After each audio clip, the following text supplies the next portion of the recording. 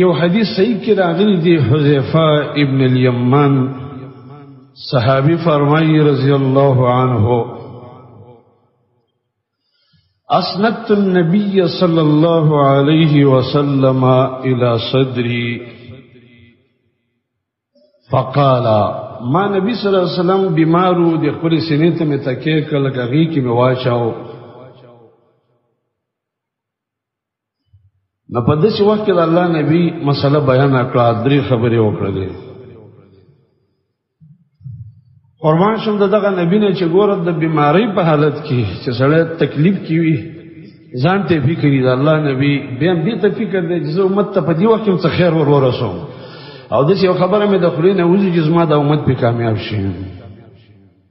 په خپل امت باندې داسې مهربان په موږ او تاسو باندې ظهیر مهربان نبی چې په وخت د وفات کې په وخت د بیماری کې د تکلیف کې هغه دا تنبیه امت ته ورکوي چې دا عملونه وکړي وایي دې وخت کې وفرمایل من قال لا اله الا الله ابتغاء وجه الله ختم له بها دخل الجنه کوم انسان چې کلمه د توحید ویله د لا اله الا الله او صرف د الله د مخ د خاطر وای مخلوق ته ځان خودن منافقت پکې مطلب نه دی ابتغاء وجه الله ټکی ته ګوري ختم له بها د خاتمه په دې کلمه وشوله دا کلمه ویل او دا غي وروسته به مر راغی الله به جنت ته ضرور داخل کړي او به فرمای ومن صام يوما ابتغاء وجه الله ختم له بها دخل الجنه کوم انسان چې یو ورځ روزه ونیوله کدا فرضي روزه ده او که نفلي روزه ده خو چې د الله د مخ د خاطر ونیسي ختم له بها او د دین وروسته په د باندې مر راغی دا روزه ونیوله ماښام د شپې مړ شو یا د دې روزې په دې ورځ مړ شو یا په رمضان کې دننه مړ شو یا د شوال په میاشت کې مړ شو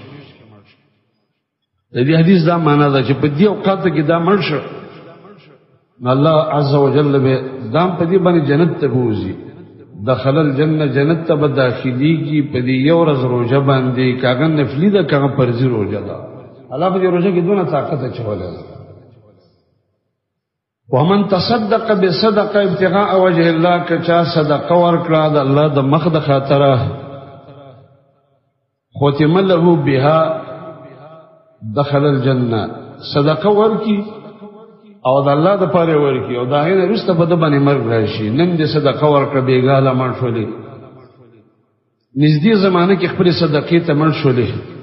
الله عز وجل دې جنت ته په دې باندې داخلي دې معنی دا ده د نیک عمل نه رسته مړ کېدل دا سبب د جنت دی په دې حدیث کې درې خبرې ذکر شوي او بل روایت کې غزا هم راغلی دی یو سړی jihad لته واپس راغی په دې کې است وفات شو حج له سره تللی دی د حج په دې سفر کې وفات شي یا د حج نه د واپسې په وخت کې وفات شي